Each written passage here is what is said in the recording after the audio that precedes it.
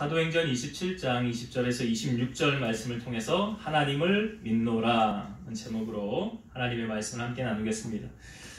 저번 주에 나누었던 말씀을 잠깐 복습하면 백부장에게 바울이 우리가 지금 출항하게 되면 큰 어려움에 빠질 것입니다 라고 이야기를 해 주었습니다. 그러나 바울의 말보다는 백부장이 선장과 선주의 말을 더 믿었더라 그랬죠. 백부장은 바울을 통해서 말씀하시는 하나님의 말씀보다 사람의 연륜, 경륜, 경험에서 오는 그 지혜를 더 믿었다는 것이죠. 그러니까 바울보다 평생 물에서 생활했던 뱃사람들의 말을 더 믿었다는 것입니다. 그 결과로 어떠했습니까? 이들이 출항하여서 아주 순풍이 불듯 편안하게 자기들의 뜻을 이룰 줄 알았지만 얼마 안 되어 유라굴로라는 광풍을 만나게 됩니다. 광풍을 만나게 되어서 배를 움직이려고 하였지만 자기들 뜻대로 움직일 수가 없었더라. 여러분, 불순종하여 나아가면 하나님의 말씀을 따라 나아가는 자에게는 형통이라는 것을 하나님이 보장해 주시지만 불순종하는 자에게는 불통이라는 것이 따라옵니다. 내 뜻대로 내 마음대로 되어지지 않습니다. 통제가 되지 않는 인생을 살아가게 됩니다. 그래서 하나님께서 때로는 자녀들을 통해, 때로는 내 이웃들을 통해 솔로몬이라는 왕이 하나님께서 말씀하시고 돌이키라고 하였음에도 불구하고 그가 그 아내들을 후궁을 1000명이나 드렸죠. 그들에게 마음을 빼앗김으로 하나님의 말씀 가운데 돌이키지 않았습니다. 그래서 하나님께서 옆 나라들을 통해서 솔로몬에게 고난을 허락하시는 것을 성경은 우리에게 보여주고 있죠. 이처럼 하나님을 떠나고 하나님에게서 마음이 돌이키면 하나님께서 고난이라는 것, 우리가 통제할 수 없는 고난 가운데 빠지게 됩니다. 바로 유라굴로 배에 있던 이 모든 사람들이 그런 고난에 빠지게 되었고요. 덧붙여서 이들이 가지고 있었던 것들을 밖으로 다 버리게 되었어요. 여러분, 이 배에 탄 사람들이 배에 타고 가지고 타는 것들은 쓸데없는 것이 하나도 없습니다. 다 귀한 것을 가지고 타는 거예요. 내가 꼭 가지고 가야 될 것, 내가 이거 없으면 안 되는 것, 그러니까 귀한 것들을 꼭 가지고 배에 탑니다. 우리가 뭐 여행을 갈 때도 그렇잖아요. 가방에 보면 킬로그램, 이제 1인당 가지고 갈 수 있는 무게가 제한되어져 있지 않습니까? 그러니까 거기에 가지고 싶은 거 다 가지고 갈 수 없어요. 필요한 것만 챙겨서 가지고 갑니다. 이게 배에 탄 사람들이 그런 거예요. 그런데 이들이 풍랑을 만나다 보니까 할 수 없이 그 귀한 것들을 어떻게 돼요? 바다에 버리게 되었더라. 여러분, 우리가 불순종하여 나아가면 하나님께서 우리의 가진 것을 이렇게 다 빼가십니다. 가져가셔요. 물질도 내가 잘한다고 지켜지는 게 아닙니다. 하나님이 지켜주셔야 지켜지는 거예요. 그래서 이들의 지금 물적인 손해를 또 보게 되었구나. 그래서 우리가 무엇보다 먼저 우선순위에 두어야 할 것은 하나님의 말씀을 나의 삶의 기준으로 두고 살아가야 된다는 것. 이것보다 더 중요한 것이 없다라는 것을 우리가 저번 시간에 말씀에 나누었습니다. 오늘 말씀해 보니까 이 풍랑으로 인해서 이들의 지금 상황을 우리에게 보여주고 있는데요. 여러 날 동안 해도 별도 보이지 않고 큰 풍랑이 그대로 있어서 구원의 여망이 없어졌더라. 그러니까 뭐 배에 탄 사람들이 아마 이런 말들 했겠죠. 우리 이러다가 이제 다 우리의 인생 끝나는 거 아니야? 우리 다 죽는 거 아니야? 뭐 해도 보이지 않고, 뭐 성경에 보니까 달도 보이지 않고, 그냥 캄캄한 암흑 속에, 풍랑 속에. 여러분 그렇잖아요. 우리가 소나기 같은 거 올 때 보면 하늘이 까매지지 않습니까? 어두워지잖아요. 그런 상황으로 지금 계속 되어진다고 생각을 해보세요. 해도 보이지 않고 별도 보이지 않고 캄캄한 그 암흑 속에 바람만이 계속 불고 있는 거예요. 어디로 가는지도 몰라요. 그러니까 이 상황을 보고 있는 이 배에 탄 이 사람들의 마음이 지금 어떻겠습니까? 구원의 여망, 소망이 없어졌다는 거예요. 그리고 식음을 전폐해서 오래 먹지 못하였더라. 밥맛도 없을 뿐더러. 여러분 배 멀미 해보셨습니까? 예, 배를 이제 타고 여행을 하던 사람, 뭐 큰 배 타면은 그나마 좀 덜한데요. 그렇게 큰 배가 아니고 그냥 배를 타고, 여기서 우리가 울릉도를 갈 때도 보면 뭐 이렇게 포항에서도 가고 강릉에서도 가고 뭐 이렇게 세 군데서 출발을 하는 것 같아요. 그런데 한 2시간, 2시간 반 정도 타고 가는 것 같습니다. 근데 멀미가 심한 분들은 그 전에 다 멀미약 이런 거 먹고 붙이고 하라고 그래요.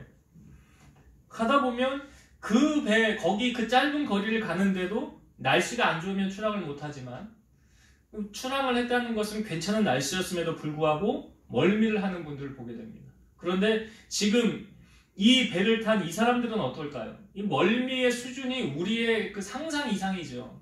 배가 전복될 수 있는 그런 큰 위기를 지금 겪고 있으니까 뭐 먹어도 다 넘어오거나 오바이트를 하거나 또 밥맛도 없거나 또 미래에 대한 소망도 없으니까 우리 이 절망 가운데서 어떻게 살까, 이러한 큰 위기 상황 속에서 지금 이들이 지내고 있다는 거예요.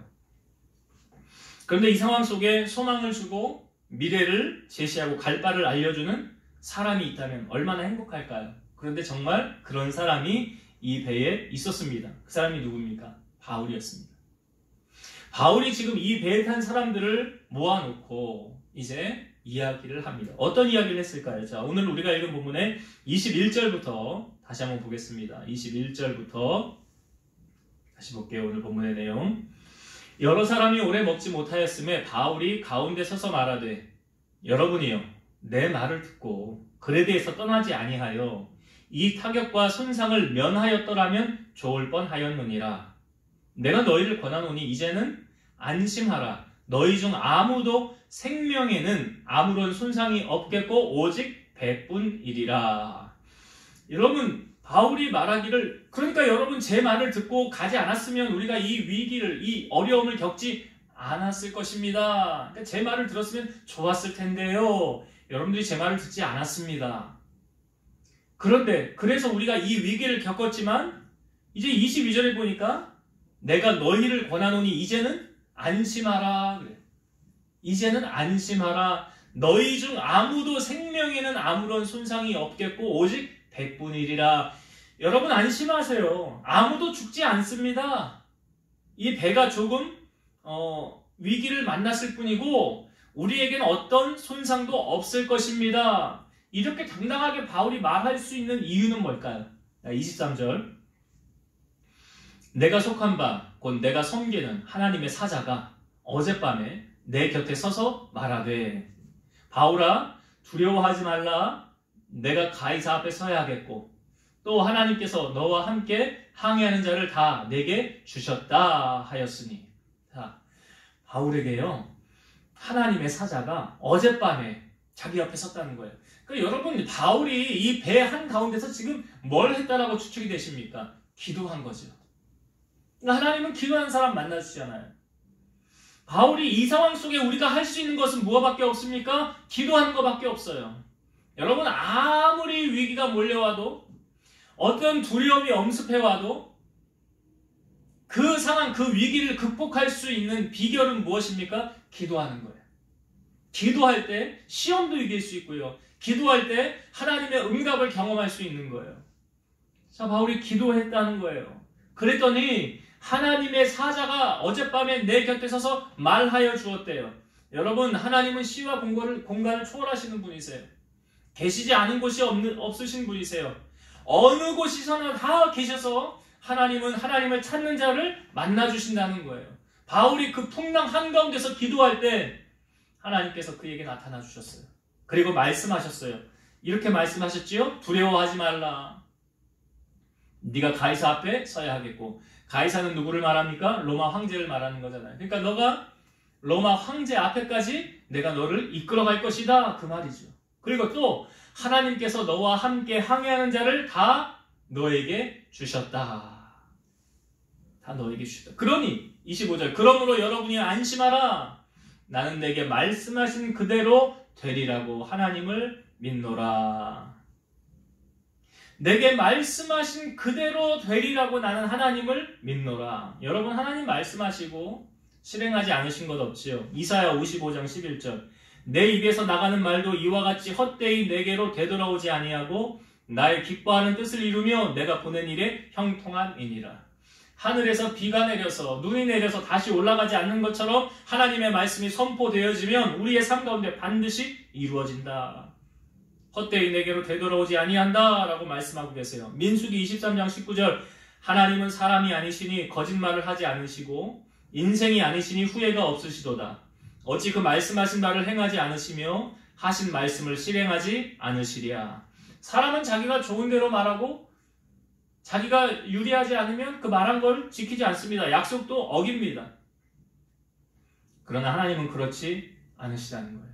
반드시 그 하신 말씀을 이루신다는 거예요. 그러니까 바울에게 하나님께서 말씀하시고 그 말씀을 반드시 이룬다는 것을 사도 바울은 나는 내게 말씀하신 그 하나님을 믿고 그대로 될 줄로 나는 안다 라고 고백하는 거예요.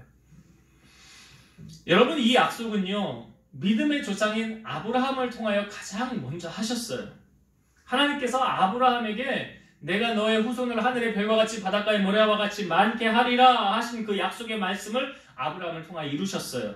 히브리서 6장 17, 18절 하나님은 약속을 기업으로 받는 자들에게 그 뜻이 변하지 아니함을 충분히 나타내시려고 그 일을 맹세로 보증하셨으니 이는 하나님이 거짓말을 하실 수 없는 이 두 가지 변하지 못할 사실로 말미암아 앞에 있는 소망을 얻으려고 피난처를 찾은 우리에게 큰 안위를 받게 하려 하심이라.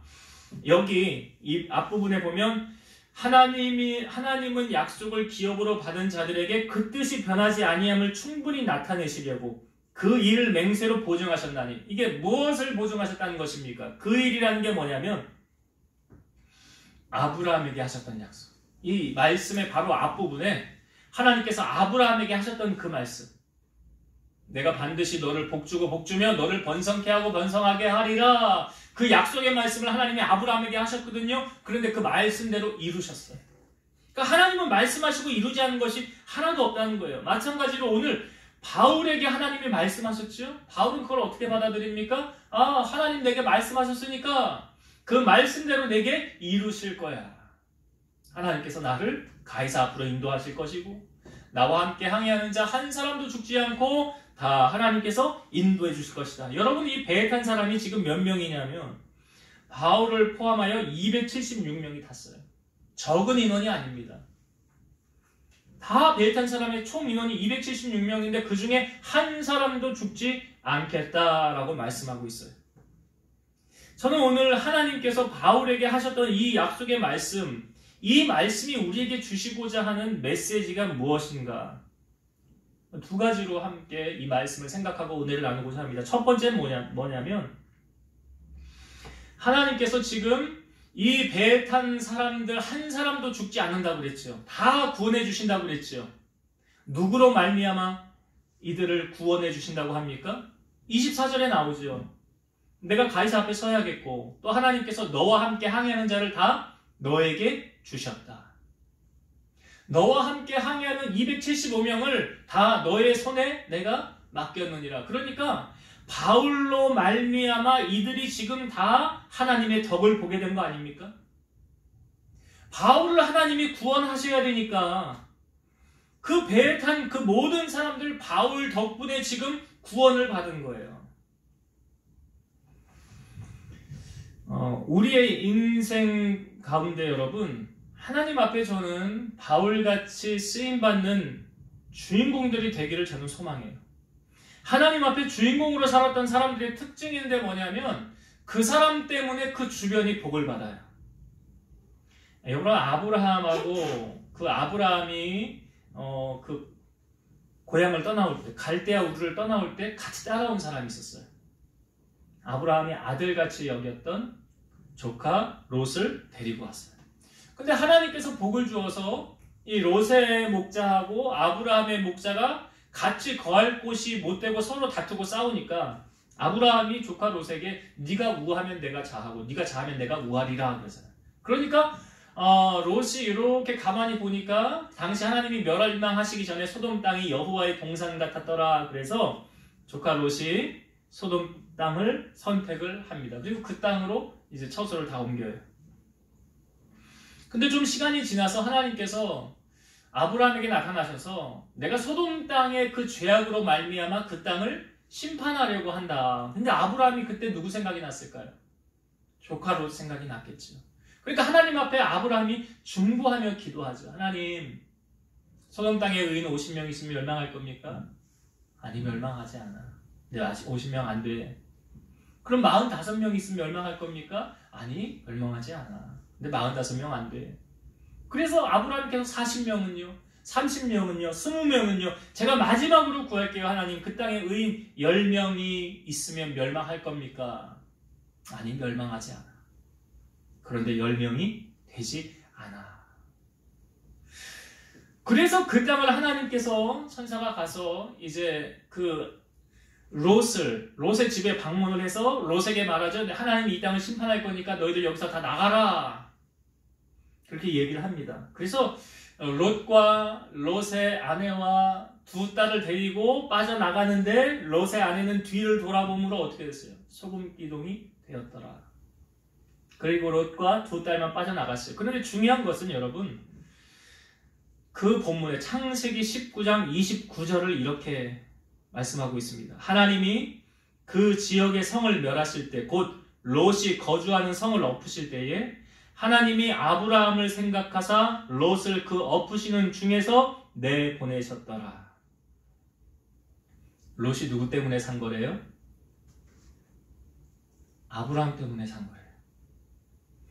하나님이 그 성을 엎으실 때 하나님이 아브라함을 생각하사 롯을 그 엎으시는 중에서 내보내셨더라. 아브라함 때문에 롯은 사는 거예요. 야곱과에서는 쌍둥이였는데 아버지의 장자의 축복권을 야곱이 몰래 받고 그 사실을 알고 형이 죽이려고 하니까 외삼촌 라반의 집으로 어머니가 보내죠. 그 외삼촌 라반의 집에 가서 20년을 있게 됩니다. 야곱이. 그런데 20년이 지난 후에 야곱으로 말미암아 그 외삼촌 라반의 소유는 어마어마한 복을 받았어요. 그것을 야곱이 이렇게 말합니다. 내가 오기 전에는 외삼촌의 소유가 적더니 번성하여 때를 이루었으니 내 발이 이르는 곳마다 여호와께서 외삼촌에게 복을 주셨나이다. 그러니까 외삼촌의 집의 복은 누구 때문에 받은 거래요? 야곱 때문에 받은 거예요. 야곱으로 인하여 야곱이 오기 전에는 외삼촌 소유가 얼마 안 됐대요. 그런데 이 야곱이 와서 살면서부터 그 때를 이루었는데 여호와께서 내 발이 가는 곳마다 외삼촌에게 복을 주셨더라. 여러분, 요셉이라는 사람은 어떠했습니까? 형들에 의하여 애굽으로 팔려갔죠.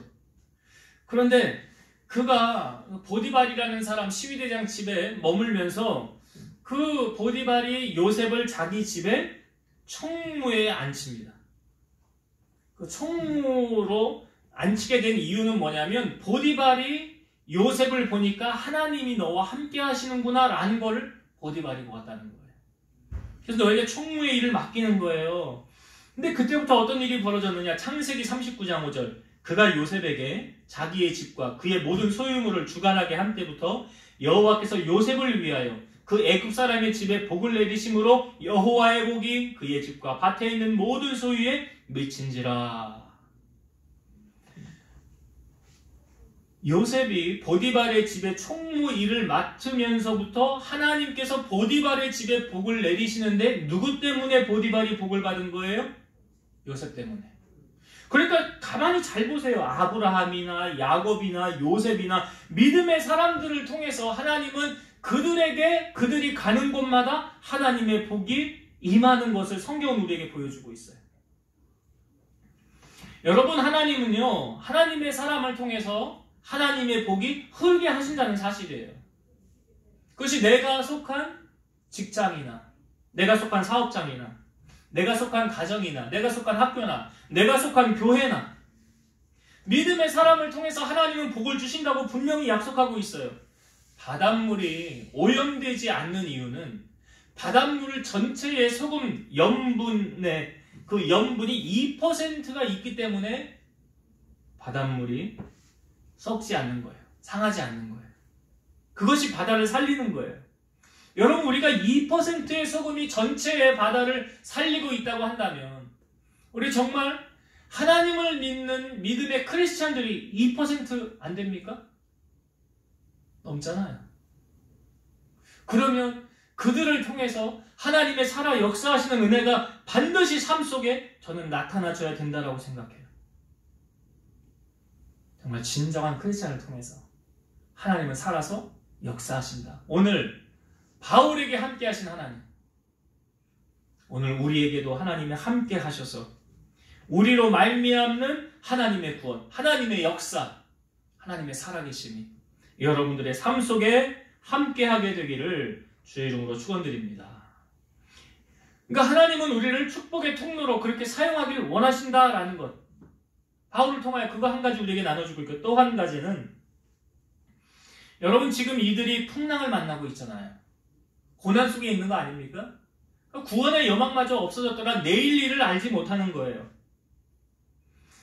근데 여러분, 이 풍랑의 끝을 무엇으로 우리에게 알려주십니까? 이 풍랑의 끝은 무엇으로 우리에게 제시하고 있습니까? 하나님의 말씀으로 제시하고 있어요. 바울에게 하나님이 말씀하셨어요. 두려워하지 말라. 네가 가이사 앞에 서야겠고 하나님께서 너와 함께 항해하는 자를 다 너에게 주셨느니라. 그리고 25절 바울이 이렇게 다시 말하죠. 그러므로 여러분이여 안심하라. 나는 내게 말씀하신 그대로 되리라고 하나님을 믿노라.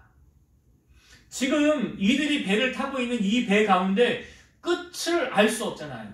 언제 이 풍랑이 끝나는지, 또 언제 이 배에서 탈출하게 될지 끝을 모르지 않습니까?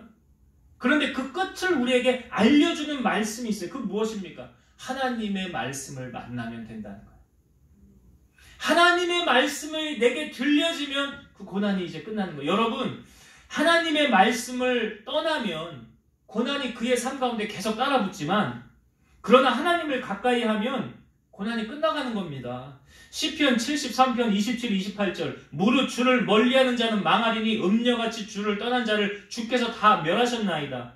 하나님께 가까이 함이 내게 복이라. 내가 주 여호와를 나의 피난처로 삼아 주의 모든 행적을 전파하리이다. 여러분, 하나님의 말씀이 들립니까? 하나님의 말씀이 들리면 고난이 끝나가고 있음을 내게 나타내는 징조고요. 하나님의 말씀이 들리지 않습니까? 그럼 아직도 고난을 향해 계속 나아가고 있다는 증거예요. 지금 바울이 탄 배 그 고난의 끝, 그 끝을 우리에게 어떻게 보여주고 있습니까? 하나님의 말씀이 들리니까 그 끝이 보이는 거 아닙니까? 하나님의 말씀이 안 들린다고 한다면, 그 풍랑 가운데 어떠한 하나님의 음성도 들리지 않는다고 한다면 그 고난은 계속 이어지고 있는 거예요. 오병이어의 기적 후에 예수님께서 제자들을 배를 타고 빨리 건너편으로 보냈습니다. 왜냐하면 예수님을 육신의 왕으로 오신 줄 알고 왕 삼으려고 했기 때문에 주님이 그 자리를 빨리 떠나려고 그랬어요. 그래서 제자들을 배 타고 먼저 건너가게 하고 예수님은 기도하러 산으로 혼자 올라가십니다. 그리고 기도하신 후에 성경에 보면 밤 사경쯤, 밤 사경이면 이제 2시에서 4시 사이를 말합니다. 배가 육지에서 떠나 바람이 불어서 물결로 말미암아 고난을 당하고 있는 그 시점에 예수님께서 배 위로, 물 위로 걸어서 제자들에게 걸어가십니다. 그러니까 처벅처벅 물 위에서 사람이 걷는 소리가 들리거든요. 그러니까 이들이 무서워서 유령인가 할 때 예수님 말씀하십니다. 안심하라, 내니 두려워하지 말라. 그때 베드로가 말하죠. 주님이시거든 나를 명하여 물 위로 오게 하옵소서. 그러니까 주님이 와라 그러죠. 그러니까 베드로가 배에서 내려서 주님을 보고 물 위로 걸어가다가 바람을 보고 무서워서 물에 빠지게 됩니다. 예수님이 베드로를 잡아 일으키시죠. 믿음이 적은 자여 왜 의심하였느냐. 그리고 이 풍랑이 일 때요. 그 풍랑이 언제 그치게 됩니까? 마태복음 14장 32절 배에 함께 오름에 바람이 그치는지라. 배에 함께 오름에 바람이 그치는지라. 바람이 언제 그쳤다고요? 주님이 그 배와 함께 하니까, 주님과 함께 더불어 만나니까, 그 풍랑이 멈추게 되었다는 거예요. 여러분, 주님을 만나면 풍랑을 멈추게 됩니다. 우리 인생의 고난이 끝나게 돼요. 그러나 주님을 떠나가면 풍랑을 계속 만나고 살아가는 거예요. 고난으로 인해서 허덕이는 분이 계십니까? 방법은 있어요. 이 풍랑을, 이 고난을 멈추게 하는 방법은 빨리 주님 앞으로 돌아오는 것입니다. 열면 닫을 사람이 없고 닫으면 열 사람이 없는 그가 바로 누구십니까? 예수 그리스도잖아요.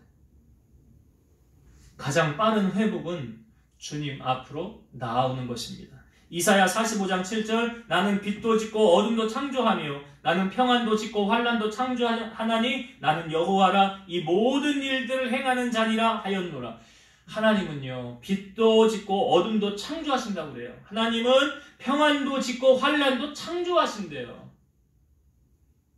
그러니까 유라굴로의 광풍도 하나님 창조하시고 만들어내신 거 아닙니까? 그리고 그 고난을 멈추게 하신 분도 누가 하시는 거예요? 하나님이 하시는 거예요. 우리 인생의 고난을 만났을 때 여러분 기억하세요. 하나님을 만나는 것, 하나님의 음성을 듣는 것, 하나님을 가까이 하는 것, 주님과 내가 풍랑 가운데 아무리 큰 풍랑이 인다 할지라도 주님과 함께하면 그 풍랑은 멈추게 되어져 있어요. 왜요? 주님이 조정하시니까. 우리의 인생의 고난, 아무리 큰 고난이 온다 할지라도 주님 붙잡으면 이길 수 있어요. 견딜 수 있어요. 승리할 수 있어요. 오늘 바울이 우리에게 증언하고 있어요. 나는 내게 말씀하신 그대로 되노라. 그것을 믿노라. 내가 믿는 것은 사람이 아니라 나는 전능하신 하나님 그 한 분만을 내가 지금까지 믿고 나아왔노라. 그러니 그분이 하신 말씀은 반드시 그의 뜻대로 되더라. 여러분, 고난을 피하는 가장 빠른 길을 기억하세요. 하나님의 말씀 들려지는 것입니다. 하나님의 말씀 앞으로 나아가는 것입니다. 그 말씀을 붙잡는 것입니다. 그러면 승리할 수 있어요. 그러나 이 말씀을 놓치고 살아간다면 우리는 패배자의 인생으로 살아갈 수밖에 없다는 사실이에요. 이제 말씀을 정리하고 마치겠습니다. 오늘 유라굴로를 만나서 끝을 알 수 없는 고난 가운데 빠져있는 이들, 구원의 여망마저 사라지고 아무것도 먹지 못하고 소망도 없는 그들에게 정말 인생의 빛과 같은 비전을 제시하고 소망을 제시하는 한 사람이 있었어요. 그 사람이 누굽니까? 바울이에요. 여러분, 이 배에 탄 276명, 바울을 포함한 276명이 있었지만 사실 이 276명이 다 그 배에서 살아날 수 있었던 것은 누구 때문입니까? 바울 때문입니다. 여러분, 하나님은 우리를 그렇게 사용하길 원하세요. 그렇게 세상 속에 요셉이 그러하지 않았습니까? 애국으로 갔을 때 나중에 형들이요 왔을 때 그때 요셉이 했던 말이 무엇입니까? 당신들이 나를 이리로 보낸 거 아닙니다. 하나님께서 이 위기의 때에 우리를 구원하시려고 나를 이리로 보낸 것입니다. 그래서 우리 민족을 살리기 위해서 아브라함의 후손을 하나님이 거두시기 위해서 요셉이라는 한 사람을 세우신 거 아닙니까? 저는 우리 성도들이 그렇게 쓰임받아 되길 원해요. 이 배에 탄 276명, 바울을 제외한 275명 누구 때문에 산 거예요? 바울 때문에. 그래서 이러한 사람이 세상에 가면 이들로 말미암아 하나님의 살아계신 은혜가 나타나신다는 거, 보여진다는 거. 그런 은혜가 우리 성도들 삶 가운데 임하길 원하고요. 또 한 가지, 이들의 고난의 끝, 그 누구도 이 내일을 알 수 없는 상황 아닙니까? 그런데요, 우리에게 어떻게 알려주고 있습니까? 이제 우리가 반드시 한 섬에 걸리리라 그러잖아요. 이 풍랑으로 배가 뒤집혀서 다 죽을 수도 있는 그 위기 상황에 이제 우리가 한 섬에 걸리리라. 어떻게 바울은 이렇게 확신하였습니까? 하나님의 말씀을 들었기 때문에 그래요. 우리의 인생의 고난이 끝나는 시점, 혹 고난을 당한다 할지라도 하나님의 말씀이 내게 들리면 그 고난을 이길 수 있어요. 넉넉히 이깁니다. 하나님이 나와 함께 하시면. 말씀이 하나님이잖아요. 하나님이 함께 하시면 넉넉히 이길 수 있어요. 그러나 내게 하나님의 말씀이 들리지 않는다고 한다면, 혹 들려도 불순종한다면, 그는 아직도 풍랑 가운데 머무는 사람이에요. 오늘 이 풍랑이 어떻게 끝나게 됩니까? 하나님의 말씀을 듣고 그 말씀대로 믿고 나아가는 자에게. 그 고난이 떠나가는 거예요. 그래서 우리의 삶 속에 여러분 힘들고 어려운 여정, 혹 그런 고난이 아직 내 인생 가운데 휩싸여 있습니까? 내일이 보이지 않습니까? 뭘 붙잡아야 될까요? 하나님 말씀 붙잡는 겁니다. 바울이 이 상황 속에서 뭐 하고 있습니까? 이 풍랑에서 바울이 뭘 하겠어요? 기도했어요. 그리고 하나님의 응답을 기다렸어요. 그랬더니 하나님이 말씀해 주신 거예요. 그리고 그 말씀 붙잡은 거예요. 내가 말씀하신 그대로 하나님은 언제나 이루셨어. 오늘 여러분, 하나님께서 여러분에게 말씀하십니까? 그 말씀이 들리십니까? 그 말씀 붙잡고 가세요. 말씀을 붙잡는 인생은 소망이 있고요. 말씀을 붙잡는 인생은 결국은 승리하게 되어 있어요. 우리 사랑하는 성도 여러분, 하나님의 말씀에 귀를 기울이시고 그 내게 하시는 그 말씀을 붙잡고 어떤 상황 속에서도 말씀으로 인하여 일어서고, 의인은 성경에 말하죠. 의인은 7번 넘어져도 다시 일어난다 그러잖아요. 어떻게 해요? 하나님의 말씀을 붙잡기 때문에 그래요. 오늘 바울에게 하신 그 말씀이 내 말씀이다. 그 말씀 붙잡으시고 믿음으로 마지막까지 승리하는 우리 성도님들 되시기를 주의 이름으로 축원드립니다. 기도하시겠습니다. 살아계신 하나님 감사합니다. 풍랑으로 인하여 고난당하는 이들에게 바울이 이들에게 소망을 내주었습니다. 바울이 이렇게 담대하게 말할 수 있었던 것은 그가 그 풍랑 속에서 기도하였고 하나님의 음성을 들었기 때문입니다. 하나님의 말씀을 들었기 때문입니다. 그 말씀이 그 바울의 삶 가운데 역사하여 주셨고, 그 풍랑으로 인하여 고난당하는 276명 모두 한 사람도 죽지 않고 다 건짐을 받을 수 있었던 것은 거기에 하나님의 축복의 사람 바울이 있었기 때문입니다. 우리 사랑하는 성도들이 세상 속에 살아갈 때 이처럼, 바울처럼 우리가 세상 속에 나로 말미암아 하나님의 살아계신 은혜가 증거되어지게 하시고 하나님의 복이 저들을 통하여 흘러나갈 수 있는 축복의 통로 역할을 감당하는 믿음의 주인공들이 되게 하여 주옵소서. 우리의 인생에 고난이 있다 할지라도 그것을 주관하시는 분은 하나님이십니다. 유라굴로의 광풍을 주관하시는 분이 하나님이신데 그 고난의 끝이 언제 끝납니까? 하나님의 말씀이 들려질 때 끝이 났습니다. 오늘 우리가 들어야 할 것 많고 봐야 할 것 많지만 가장 우선순위에 두고 먼저 들어야 할 것은 하나님의 말씀인 줄로 믿사오니 우리 사랑하는 성도들이 이 말씀을 이렇게 사모하게 하시고 그 말씀이 꿀송이보다 더 달게 느껴지게 하셔서 말씀이 삶의 지표가 되게 하시고 그 말씀을 붙잡고 믿음으로 살아가게 하시며 어떠한 힘들고 어려운 고난이 온다 할지라도 주님이 나와 함께 하시고 그 말씀을 붙잡고 나아가는 자는 고난의 끝을 경험하게 되고 하나님 주시는 놀라운 축복을 경험하게 될 줄로 믿사오니 이러한 응답을 모두 경험하고 살아가는 우리 성도들이 되게 하여 주옵소서. 예수님의 이름으로 감사하며 기도드리옵나이다. 아멘.